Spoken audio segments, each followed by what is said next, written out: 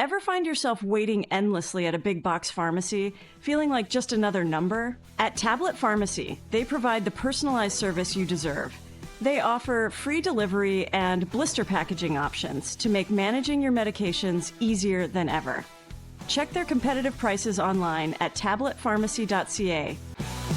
Peter and Dave, they're on the mic's alright.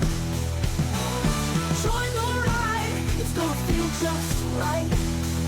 Welcome back to the Pulse Community Podcast. I'm Peter McCulley, and we're here with more stories from the heart of mid-Vancouver Island. And I'm Dave Graham. It's February, a month infamous for the blahs, but we here at the Pulse have a different opinion. I suggest that this is a month just chock full of goodness.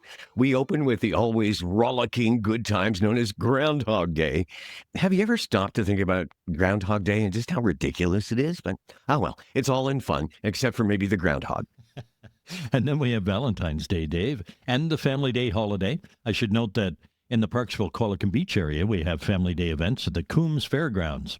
And of course, then there's the Super Bowl. Yes, and the hosts of one of our partner podcasts, the F3 podcast, that would be Aaron and Chef Jonathan Fraser.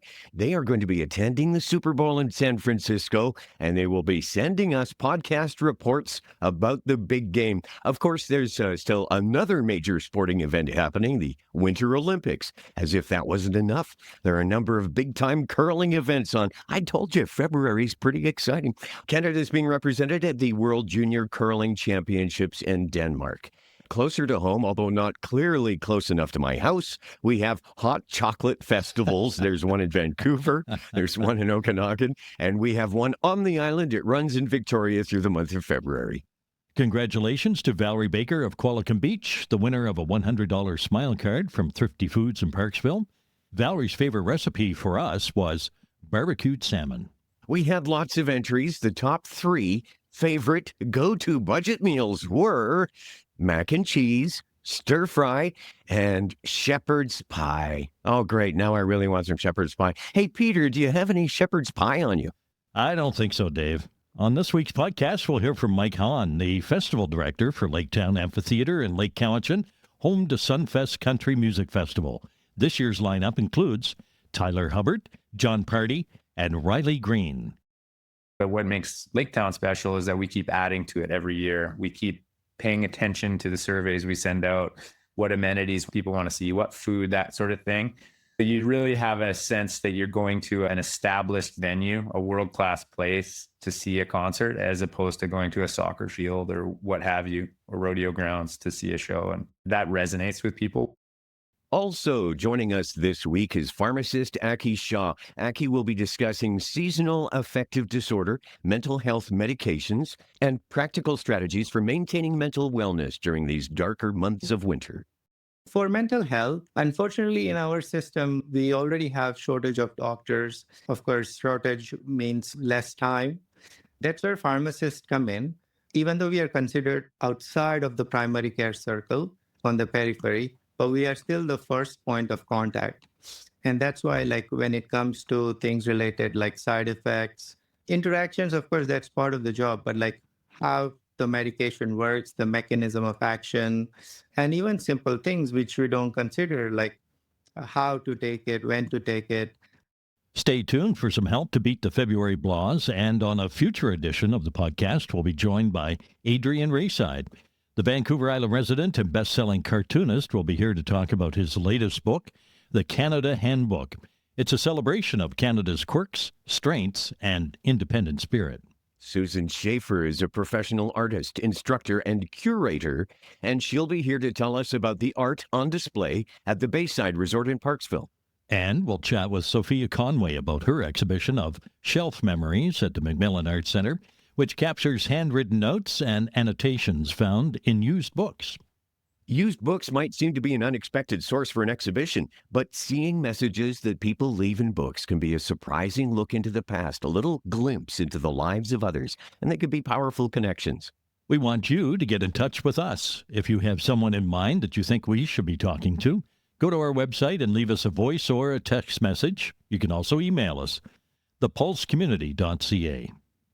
Ian Lindsay of Lindsay and Associates has played an active role in the local community since 1979. He has been with RE/MAX, Vancouver Island's most advanced real estate business network, since 1996, marketing and selling residential, rural, strata, recreational, investment, and project development real estate. Ian has received several awards recognizing his exceptional community commitment locally, as well as awards for outstanding performance and achievement from both RE/MAX International and the Vancouver Island Real Estate Board. You'll find true real estate professionals at ianlindsay.ca. At Thrifty Foods, we love to help nonprofits, charities, and schools. Our Thrifty Foods Smile Card bulk program allows organizations to immediately save up to 6% on the purchase of Smile Cards in bulk, allowing you to keep more money in your organization's pockets. Ask for details at Thrifty Foods in Parksville.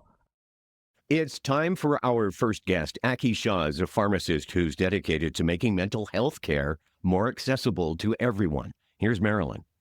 Winter can be tough on mental health. Pharmacist Aki Shah joins us to discuss seasonal affective disorder, mental health medications, and practical strategies for maintaining wellness during the darker months here on Vancouver Island. Thanks for making time to come back and chat with us on the Pulse Community Podcast, Aki. Yeah, thank you for having me. January is often called the most difficult month for mental health. What are you seeing in terms of patients coming in with concerns about seasonal affective disorder, or as it's better known, the winter blues? And what advice do you typically offer? When someone comes in, it's mostly after a casual chat, and some people come in just with that concern in mind. If it's mostly after a casual chat, then I would give them non-pharmacologic advices to help with mood and mental health. One of the biggest challenges is we want to go outside, but of course the weather's not supportive. Going outside helps a lot. Walkheads, in that case, you don't have a choice, but which is a boon. But otherwise, it's hard to get yourself going in this weather sometimes. People who come directly with this question, they have went through a process in the background where they have made up their mind to get some help-related medication. Whenever you approach a healthcare professional, there is a little bit of a preconception that I'm going to go there and I'm going to get some medication advice. So in that case, I do the medication part, but then I also emphasize equally on the non-medication part as well. Because seasonal affective disorder, if it is seasonal affective disorder, it's a shifting thing, seasonal thing. So medication, sometimes once you get on them, they are hard to get off. Not all of them, but some of them. How do the shorter days and the reduced sunlight here on the island affect our brain chemistry? And what role does vitamin D and some of those other supplements play in maintaining mental wellness during the darker months? Vitamin D are like quite heavily correlated with production of several different endorphins. That kind of trickles down to lower serotonin levels, which in turn generates anxiety as well, because after a while kind of forget like why you're not feeling good. And then the physical feedback loop kicks in where your brain thinks there must be something wrong. So natural response is anxiety, because natural evolutionary mechanisms, they want you to look for what's wrong. But as such, there isn't anything wrong. Now, in the early times, like even with the reduced sunlight, it was enough for our cells, because in the hunting and gathering era, we would still get out every day, foraging food and whatever. The typical sunlight exposure, even though it's less, it doesn't change, because whenever you are going to go outside to get food or hunt, it's a 4 or 5 hour exercise. That amount of sunlight is there even in peak winter months. However, now in the modern life, say for example, when I used to work for Rexall, pharmacy started at 8 in the morning. And then when I'm coming out, like it's around 10:30 at night, I go in the dark, I come out in the dark. So that has a huge impact on your mood.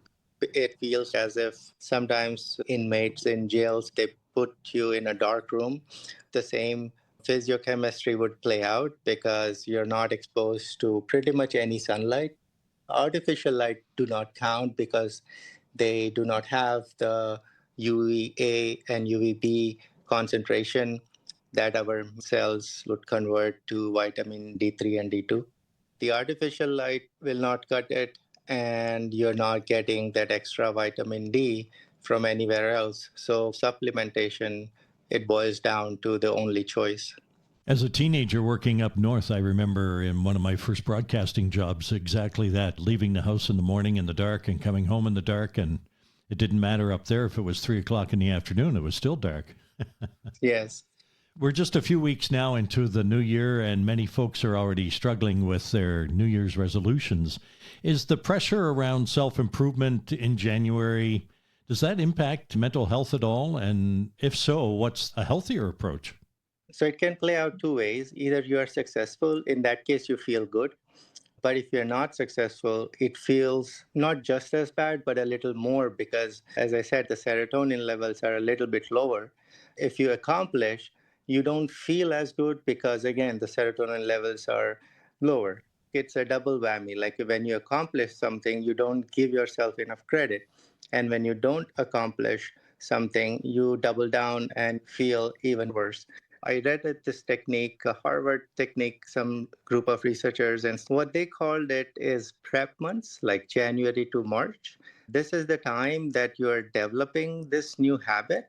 You take it as a prep month because habit is the famous cliche thing like a highway, and initially it starts as a small footpath and then slowly it grows bigger because your brain is forming those connections. And it's unlikely that all of a sudden your behavioral patterns would change. That's why this prep month philosophy, it resonated. Like you don't feel as bad because psychologically you're telling yourself that this is the prep time. So you're working on engineering your environment, you're working on how you would accomplish this habit rather than directly to the phase where you are accomplishing this habit, because of course that expectation brings a lot of pressure psychologically. So if you consider this January to March more like a preparation time for your resolution and then getting stronger at it, and surprisingly around mid-February, at least with me, I've noticed is that you start to pretty much accomplish it rather than prepping for it. That's because that pressure was never there. Even though you accomplish it 2 or 3 times a week rather than the entire week, you still feel good. Whereas if you start out with the expectation that this is what you're going to do every day, and then you do it 5 or 6 days, but you missed even one day, you feel quite bad because, as I said, it's like you are not feeling good in general. The spiral of slipping starts even faster. Because it's prep time, you allow yourself that door for failure that, yeah, I failed today, but I will try again tomorrow. Your brain is not focused on why you failed, rather, it's focused on how to not fail the next time. The possibility of actually developing the habit increases quite a bit. When somebody comes into your counter, Aki, and says, I'm just not feeling myself this time of year, what's your approach to that conversation? And at what point do you recommend that they see a doctor? A lot of times what happens is, especially when someone loses their loved ones in these months, and in general, like the winter blues, as you said, are going on, at that point, I do ask them to see the doctor because it's not just that you're not getting enough sunlight, it's also combining it with the grievance process of it. There are certain medications that have that addiction potential, but I do like to go for them compared to straight antidepressants. Like I'm talking about benzodiazepines, because I feel like we should target the anxiety part more so than the depressant part. Because once you are on an antidepressant, wearing off is usually quite hard, like tapering down and then getting rid of the medication altogether. Because summer, of course, it's going to come. It's not like the earth will stay still and the longer days will come, activities will come. It's just about holding till that point in time. If you start, like, say, an antidepressant, when the summer is there and the supportive environment is there, but you can't get off the medication because it's not that easy. Whereas something that's an anxiolytic, It works for a few hours, but it doesn't have to build up concentration or anything like that. So if you had one today and you didn't have one tomorrow, your brain's not going to feel like those zaps, insomnia, and all that. I would tell them to go to doctor if it's a grieving situation combined, along with not just feeling yourself. So, for folks in our local communities who might be struggling but aren't ready to see a doctor yet, what resources or initial steps would you recommend? There are several support groups and also the nurses helpline. They are a rich resource in terms of which support groups and where. Another that come to mind is public health. They also have a nice directory, what programs are going on. Because it's fluid, because these are not like these programs, they come and go. They are there some days, they're not some days or some seasons. That's why it's important, like people who keep track of it, like the nurses hotline or the public health, they usually have the recent information.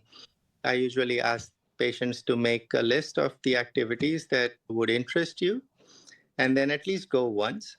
That process itself of research and finding activity and going there, even though the activity itself might not have that much of an impact, the process kind of diverts your focus towards that compared to thinking about, say, if someone's grieving, thinking about that all the time. I do suggest, of course, not to worry too much about, because our society has treated as if grieving is a disease rather than a process. If we just put a lock on it, it doesn't mean it went away. We are just ignoring it. It's like some sort of a homework, I would say. You have to complete it sooner or later.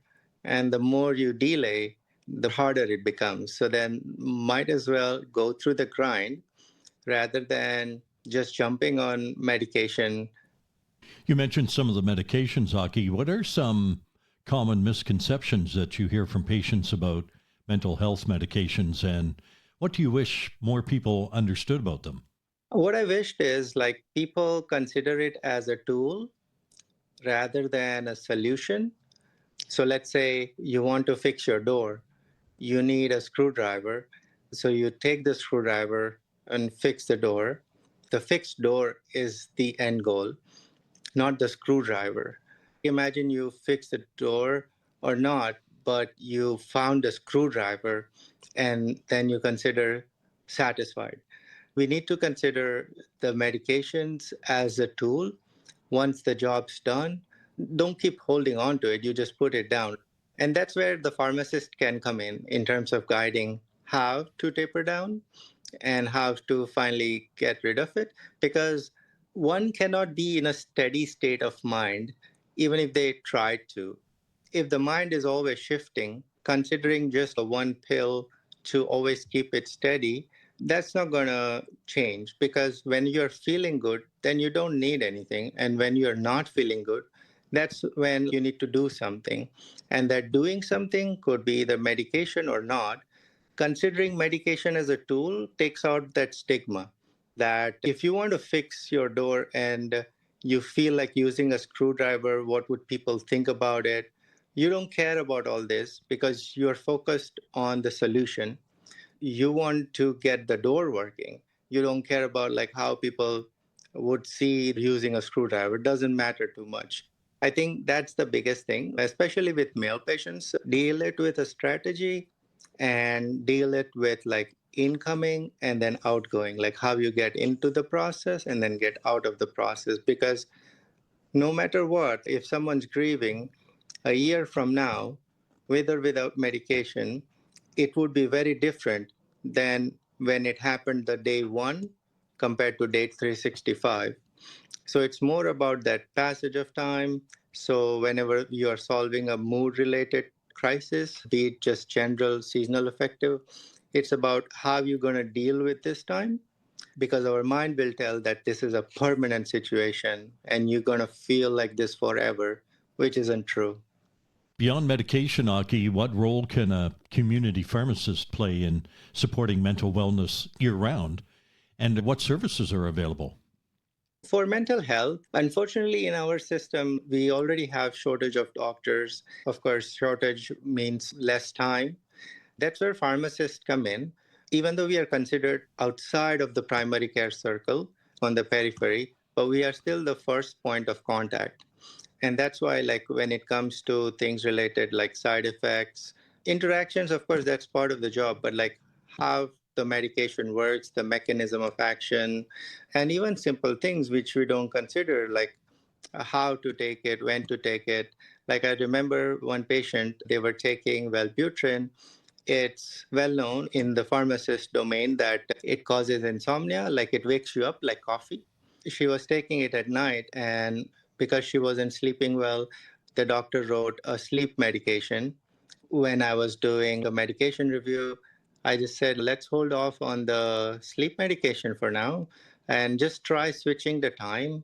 And the next week, she comes saying that, yeah, I'm sleeping like a log. It was just the time of the medication.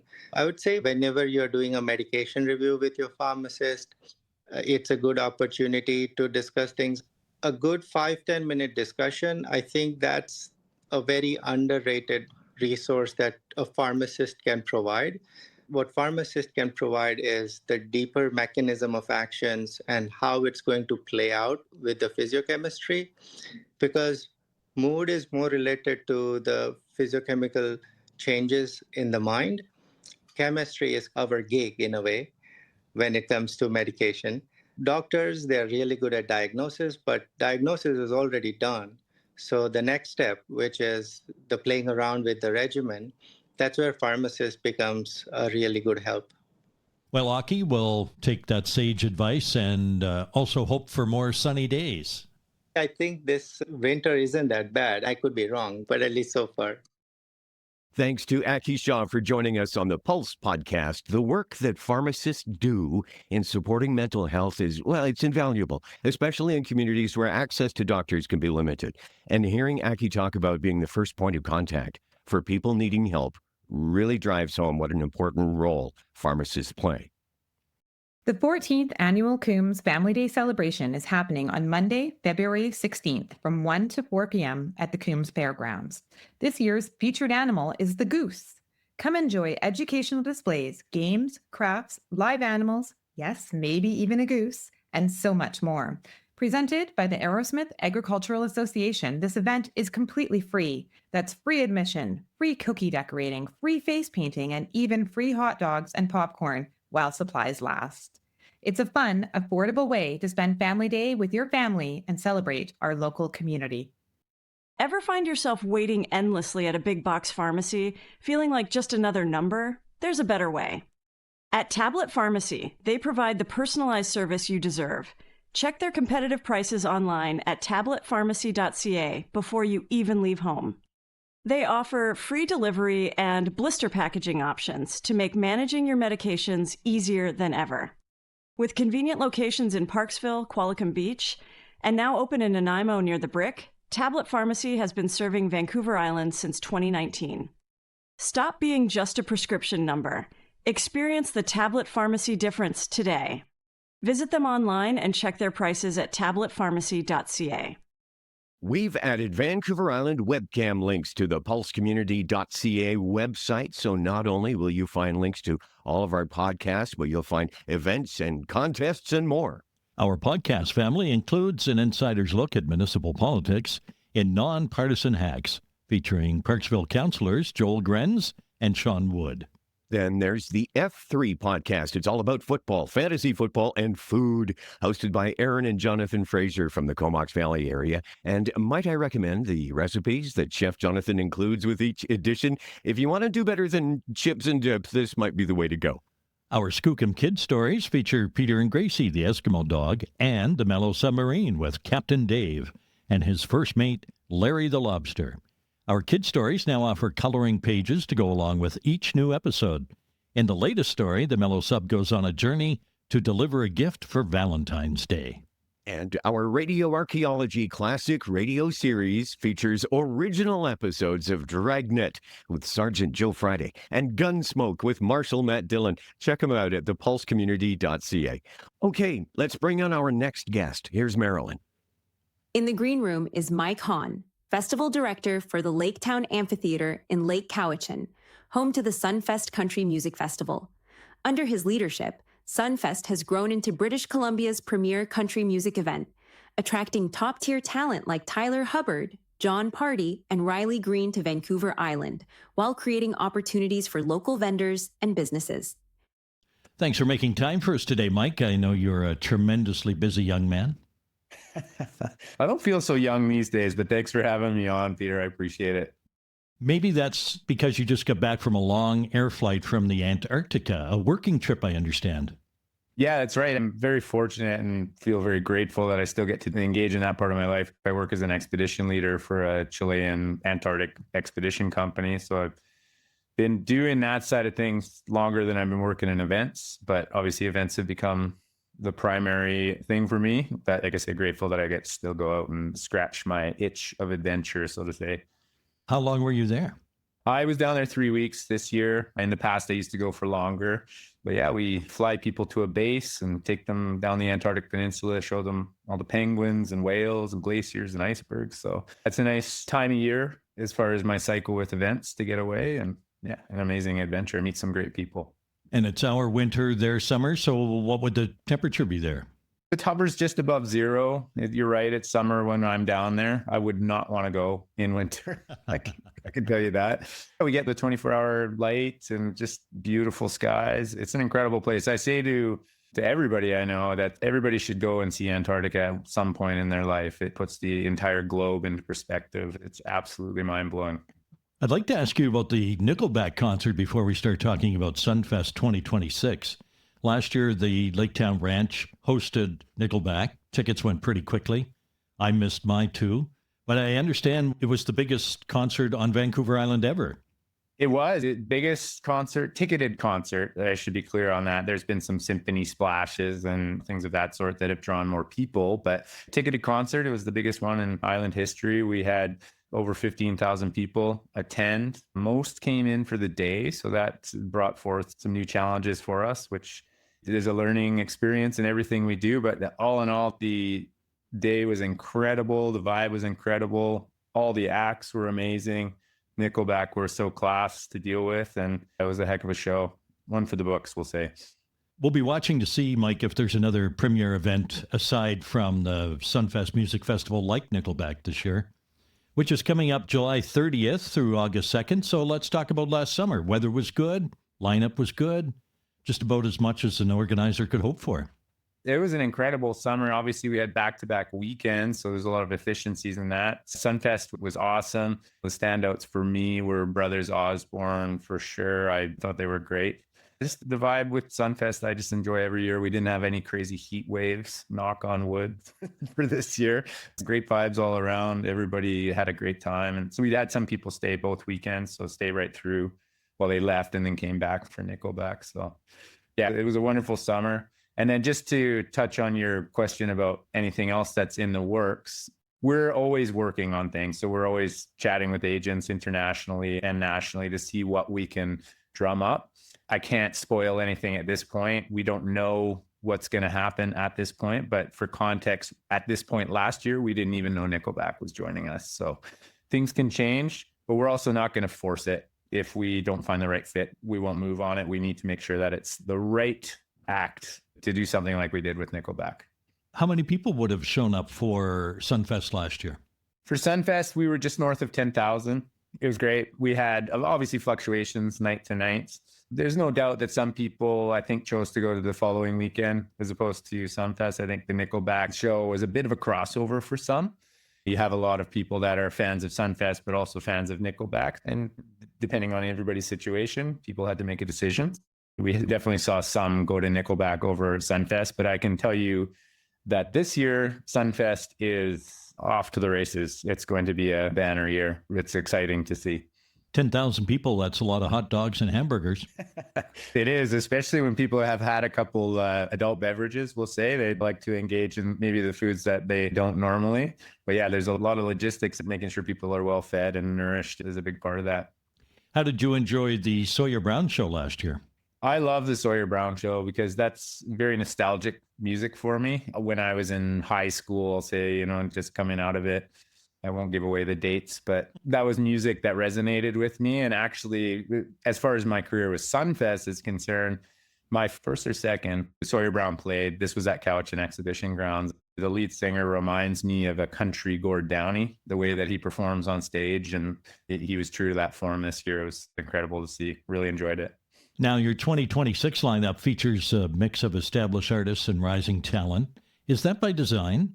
It is by design. We always try and obviously get some established stars on the lineup. Country is really shifting these days. There seems to be a bit of a changing of the guard. So, what people might think of as an established star for traditional names, it's really shifting. So Riley Green now is an established star, which is being proven with how excited people are. But we always like to look for acts that are on their way up as well.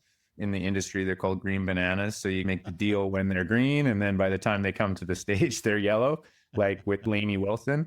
Because country's got different genres within the genre, if you will, different feels within country. So we try and touch as best we can on the various different areas and put together a diverse lineup within the grander genre of country, if that makes sense.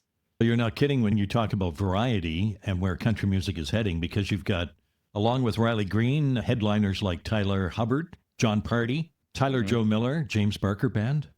The Tyler Hubbard thing is people are getting to see a massive country star from the last decade with Florida Georgia Line doing his solo thing now, and supporting him is Tyler Joe Miller. For those Canadians that aren't aware of him, he's from Surrey. He's definitely one to watch. He's a great talent, great songwriter, and that's going to be a heck of a show. You're kicking off the festival on Thursday with Tim and the Glory Boys. Why is Thursday's kickoff important to the overall SunFest experience? There's no denying there's a lot of pent-up excitement every year, as we see with our early entry. So we have a lot of people that arrive on Wednesday. That's always such a popular thing for people to do, is they come and get settled in. And we like to kick things off, not with the grand scale of the main stage, but on our lake night stage, which can still hold between 4,000 and 5,000 people. Get people sort of on that journey upwards towards the crescendo, which is the weekend. And it always sets a great tone. People are excited and, like I say, making their homes on site for the weekend. I noticed on that Thursday night and Friday morning when I was on social media that, boy, there was a lot of posts coming out of SunFest. Yeah, it's the day and age of cell phone coverage. Energy is palpable, as one would say, on site. You can feel it from the moment that we start ingressing campers to the end of the show. It's such a unique and special vibe, for lack of a better word. Just the excitement, big smiles everywhere, groups of friends getting together. It's pretty exciting. Saturday's lineup features both John Party and Nate Smith, two artists, very completely different sounds, I think. I have to admit, I'm a John Party fan. He has that throwback sound, and in some ways reminds me of artists like George Strait, who really present themselves well. I totally agree. And we are super excited to have John Party. We've been, full disclosure, trying for years to get him, and it just hasn't lined up. We've heard from our fans many times, we want John Party, we want John Party. And when we announced him this year, the response was, as you would expect from a group of fans that have wanted to see him. But I totally agree. I'm really looking forward to that show. And yeah, Nate Smith, like you say, it's very different. And it's touching on what I was saying, how there's so many different feels within the greater country genre these days. It worked out well with routing. So where he was prior to being at SunFest, he's going to be coming through Alberta, and then he was available. We thought it would be a great addition to the lineup. He was in Victoria last year or 2 years ago at the Royal Theatre, and people were excited to see him there. So that's carried forward to SunFest. Now, one of the artists you have on Sunday is Hannah McFarland. I wanted to talk about her because she's gained acclaim recently for a series of A-list collaborations, including Riley Green's I Just Need You. She's on Brett Young's In Case You Didn't Know 2.0, and spent the whole fall on the road as support for Chase Rice and Riley Green. You know, Chase Rice was with us last year. We've had Brett as well. Very cool to see Hannah joining the ranks of those big stars or the up-and-comers. And I harken back to my term, the green banana. We booked her when she was just starting out those tours, and her popularity is on the rise. So I would encourage people to pay attention to her and definitely not miss her show on the Sunday. It's going to be great.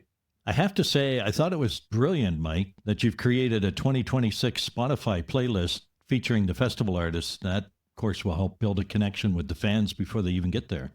It's something we started doing a couple years ago. It's a different day and age where you can make these mixtapes and get people excited, have people engage. It's another tool for engagement. It helps people learn about the artists that they may not have been aware of prior to coming to site. They play it throughout the year, and it just builds the hype and the excitement for when they actually come to site and they can sing along with the songs. And we look forward to building that playlist out as we announce more artists, especially some of the regional ones. Now, the island has a really strong country music fan base. What do you suppose it is about the island that just makes it such a fertile ground for a festival like SunFest? Country, I think, is really accessible to a lot of people, and it touches on a lot of other genres. So if somebody's like a traditional classic rock fan, there's a lot of influence in country with classic, that kind of thing. Along with it being accessible, there's a real camping culture and a gathering culture and celebration culture that comes along with country music. So I feel like Islanders love to be outdoors. They love to be together. They love to camp. I think that ties in well to listening to country and being at SunFest. To borrow a political term, it's a big umbrella. Yeah, it is a big umbrella. We see people that wouldn't describe themselves as country music fans that come to SunFest every year and love it, love the music, love the vibe, just love the gathering of good people and being outside. And let's be honest, we live in an amazing place. To get to come out to Lake Town Ranch, which I'm obviously very biased, but I think it's a really special place to gather and to see an amazing world-class show. I think Islanders, we have it pretty good here. Good people, good venues, good atmosphere. I was going to ask you, Mike, for someone who's never been to SunFest, how would you describe what makes the festival different from other country music events? But I think you've just summed that up. But I would probably add that you've never been to Lake Town Ranch or Lake Town Amphitheatre, as we call the immediate bowl area. Most festivals that people attend are sort of built up in an existing place and then torn down after. Obviously, that's great in certain settings, but what makes Lake Town special is that we keep adding to it every year. We keep paying attention to the surveys we send out, what amenities people want to see, what food, that sort of thing. But you really have a sense that you're going to an established venue, a world-class place to see a concert, as opposed to going to a soccer field or what have you, or rodeo grounds to see a show. And that resonates with people. We know that based on the feedback we get from folks. So I'd say that's the big difference. And being in the same spot every year and getting bigger, there's tons of spin-off for not only the immediate area, but for the expanded area. Absolutely. And what we're very proud of is the economic spinoff and contribution that it makes to this region that we live in and work in. We've done studies. I think we talked about this last year. You're looking at an impact of at least $13 million in direct spending from SunFest alone.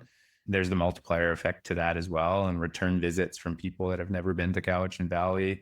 And then the spin-off as well for regional artists, which, you know, it's hard in this day and age for artists to get seen and listened to. So this is helping these types of events, not just SunFest, but regional events are helping artists as well. So there's a lot of positives to it.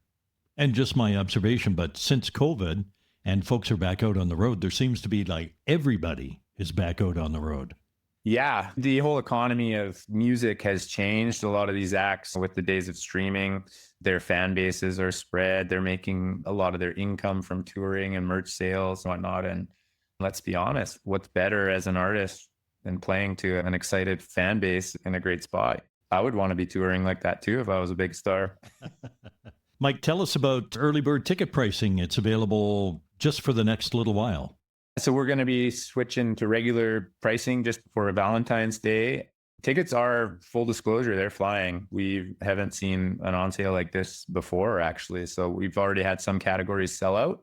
You hear festivals say this all the time, but I genuinely mean this. I wouldn't sleep on it if you're planning on coming.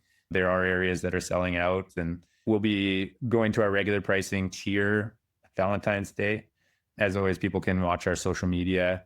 It's at SunFest Country and sunfestconcerts.com if they want more information about the venue and the event and who's playing. We will be having more artists announced moving forward as well, mostly regional, but there's lots of exciting acts regionally as well. So encourage people to grab tickets while they're at their cheapest and still available. Mike, Thanks for joining us today and updating us on SunFest 2026. We'll look forward to it. Yeah, pleasure, Peter. Appreciate it, as always. Thanks to Mike Haan for joining the Pulse community. His passion for creating an experience that gets better year after year comes through loud and clear. I'm impressed by how they've built SunFest into a world-class event right here on Vancouver Island. And a big part of that is accomplished simply by listening to the people and giving them what they want. Giving them what they want. Oh, now you got me thinking about Valentine's Day again. I had been thinking flowers and chocolates, but that's too ordinary. Flowers don't last long, and, well, neither do chocolates for that matter. You'll do fine, Dave. You'll do fine. Just show you care and get something meaningful, something she likes. Oh, I wish I'd heard that tip about listening to find out what people want months ago. I'm going to have to try that. That's solid advice. Well, you must have some idea of what she likes. Maybe a gift card or cash. Yeah, cash got to be good, right? I stand corrected, Dave. You have not got a clue. An oil change? A car wash. Would that work? I can see this is going to take a minute, folks, so thanks for joining us. Remember, the Pulse Community Podcast is available on Apple, Amazon, iHeart, Spotify, the TikTok, and YouTube. We're also on Facebook and Instagram. Maybe I could cook something. A pie. Shepherd's pie. There we go. I could make some shepherd's pie and draw a heart on it in ketchup. That's romantic, right? Here come Peter, here comes Dave. Oh, listen. Bringing stories, making waves. No missing. Spinning tales in the podcast cave. So laughs and insights everywhere. What